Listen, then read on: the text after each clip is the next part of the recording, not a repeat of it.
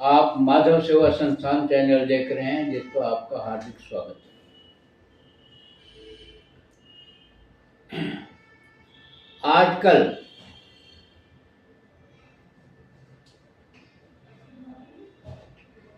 CJP के आंदोलन की चर्चा बहुत ज्यादा है।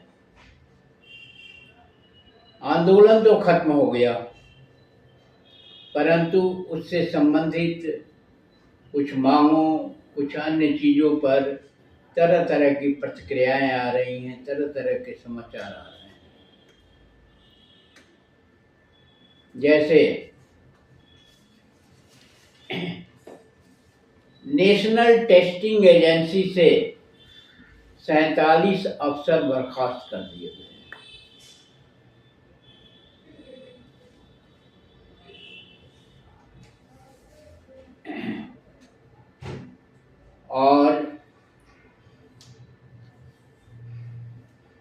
और भी कार्रवाइयां हुई हैं।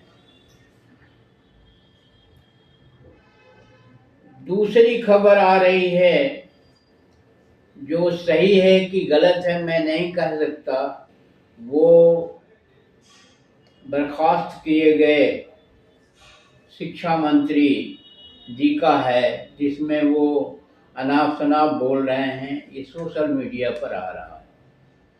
तीसरी खबर है कि दिल्ली पुलिस ने फेस रिकॉग्निशन सिस्टम से FCR के जरिए जंतर मंतर पर प्रोटेस्ट करने वालों की पहचान की है, जिसमें 2873 लोगों का वेरिफिकेशन हुआ।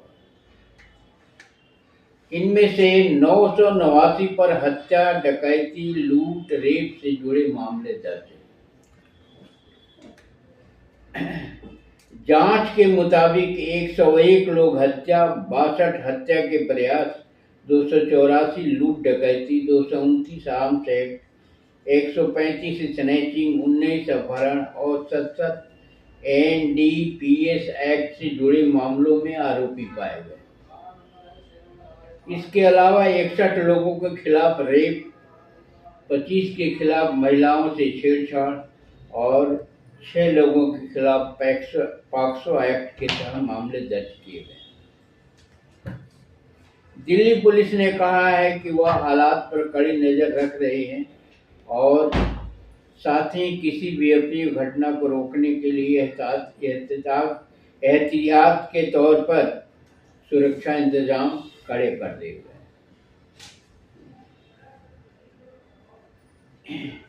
ये भी खबरें आ रही हैं कि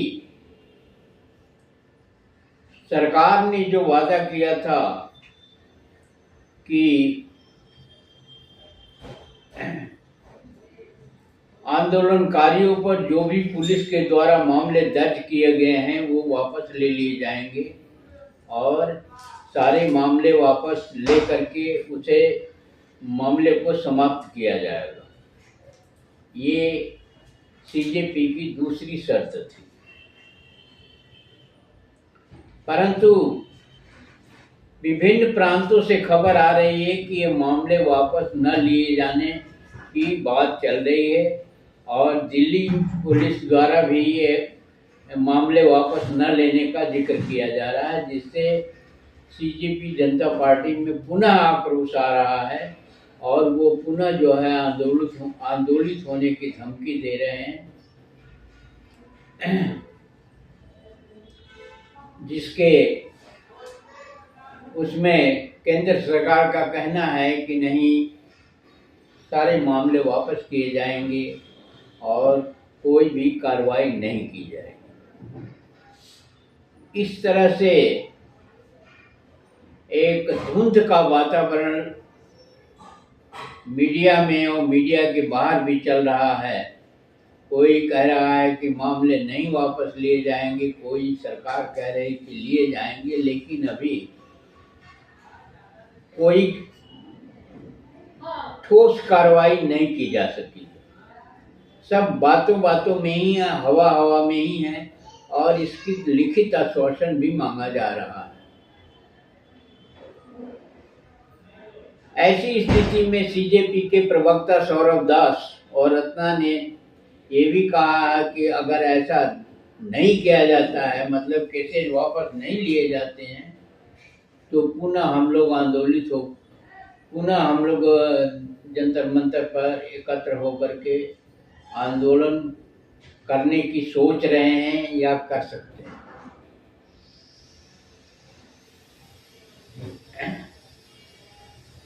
मेरा मानना है कि अगर इस पर कार्रवाई हो गई होती, ये निश्चित था, ये सरकार के संज्ञान में भी था और लोगों के भी संज्ञान में है, समाज के संज्ञान में भी है कि 18 से 20 लड़कों ने नीट का पेपर लीक होने के कारण आत्महत्या कर चुके हैं। और सरकार के संज्ञान में ये भी होगा कि लोग जंतर मंतर पर एकत्र हो रहे हैं या होंगे या आंदोलन होगा, क्योंकि लखनऊ में और दिल्ली में, जयपुर में, अन्य जगहों में आंदोलन किया जा चुका था, लेकिन सरकार की लापरवाही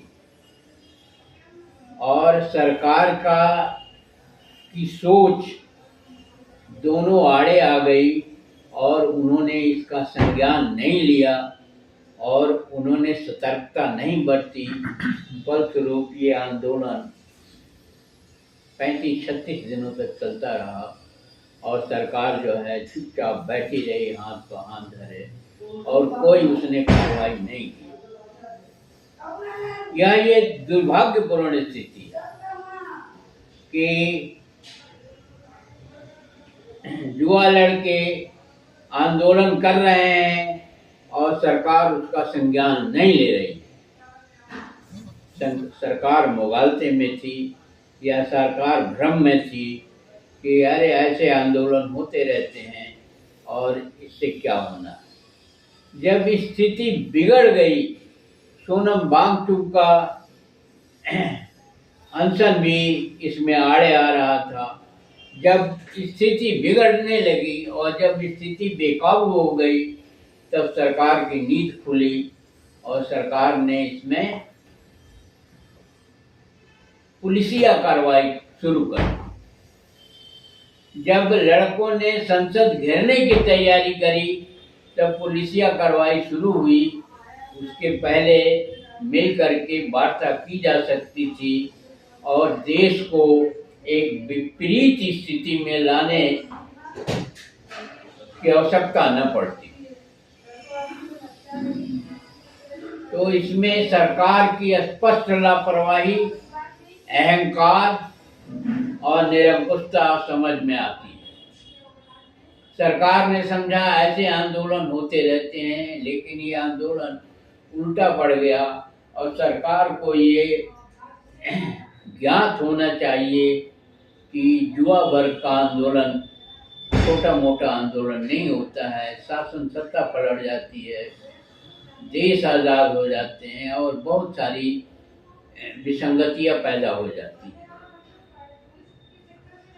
तो सरकार ने चेता नहीं, सरकार सोई रही और जब सरकार जागी तो पुलिसिया कार्रवाई शुरू हो गई।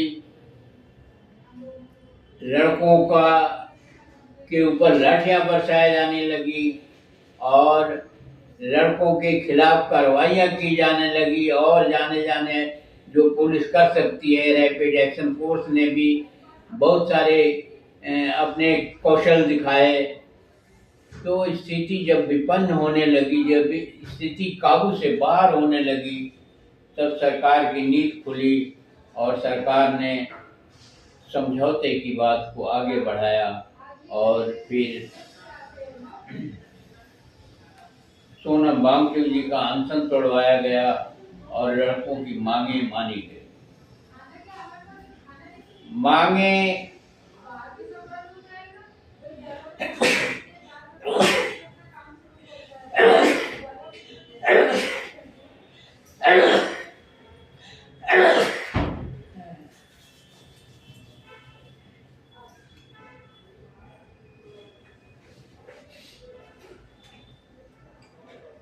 यह कार्रवाई अगर पहले ही हो जाती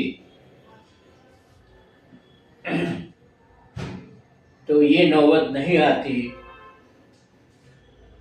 जो आज आ रही है।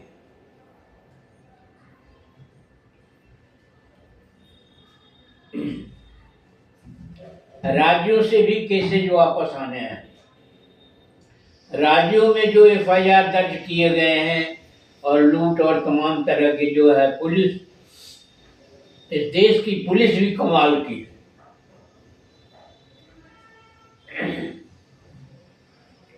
पुलिस पर भरोसा नहीं किया जा सकता। शासन और प्रशासन की तरफ से भी और समाज की तरफ से, क्योंकि पुलिस मनमाना काम करती है, मनमाना रवैया अख्तियार करती है और स्वेच्छाचारिता से काम करती है। पुलिस भी बेकाबू है और उसे जब सरकार का सह मिलता है तो वो और भी बेकाबू हो जाता है।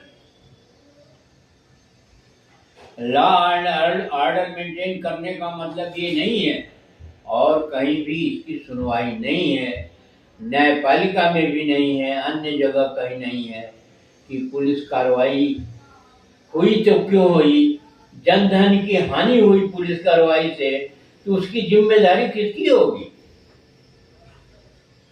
लड़कों की मांगे जायज थी, सरकार ने माना उसे, और ये सरकार की गलती थी कि काफी दिनों से पेपर लीक हो रहा था।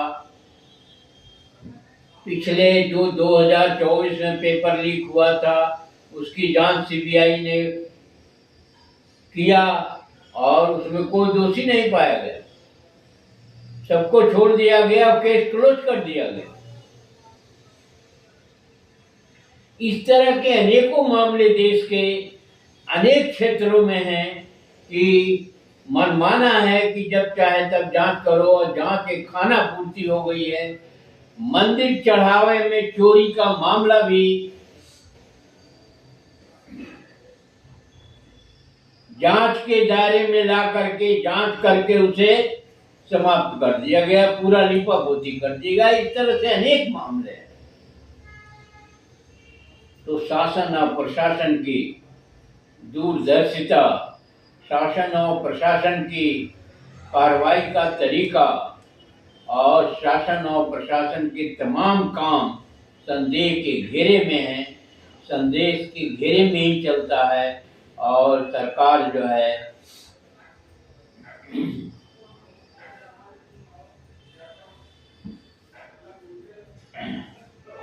चलती रहती है, और सरकार का ये सोचना कि हमारा बहुमत है, तो बहुमत पर सरकार चलती रहती है, मनमानी करती रहती है और किसी भी चीज का संज्ञान नहीं लेती। अगर एनटीए के अफसर जो अब बर्खास्त किए गए हैं,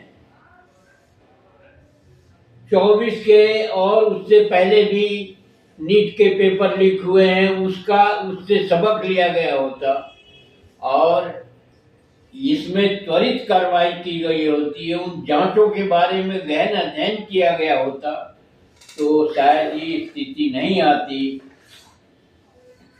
अब कहते हैं का वर्षा जब कृषि सुखाने, जब चिड़िया चुन गई खेत, तब क्या मतलब है? तो देश का वातावरण बोझिल हो गया, देश के नौजवान जो है एक आंदोलन के रास्ते पर चल चुका, और अब देश की फिजा या देश का जो माहौल है वो बहुत ही बोझिल हो गया, बहुत ही एक तरह से संदिग्ध हो गया, या एक तरह से ऐसा प्रतीत हो रहा है कि देश में सरकार नाम की कोई चीज नहीं है, प्रशासन नाम का कोई चीज नहीं है, और कहीं किसी तरह की कोई व्यवस्था नहीं है। देश एक चौराहे पर खड़ा है और देश के पास किसी भी समस्या का समाधान समय पर होना संदिग्ध प्रतीत होता है। तो देश के सामने समस्या का निराकरण न करना और समय पर न करना देश में अराजकता की स्थिति पैदा करता है, देश में अनावश्यक विसंगति की स्थिति पैदा करता है, देश में अनावश्यक एक विवाद खड़ा होता है और देश आगे बढ़ने की बजाय पीछे की तरफ मुड़ जाता है। वीडियो को ध्यान से पढ़िए, समझिए, दूसरों को भी समझाइए, हमें भी कमेंट बॉक्स में समझाइए और अगर चैनल को सब्सक्राइब न किया हो तो सब्सक्राइब कर लीजिए। वीडियो को शेयर और लाइक करना ना भूलें। धन्यवाद। जय भारत, जय संविधान।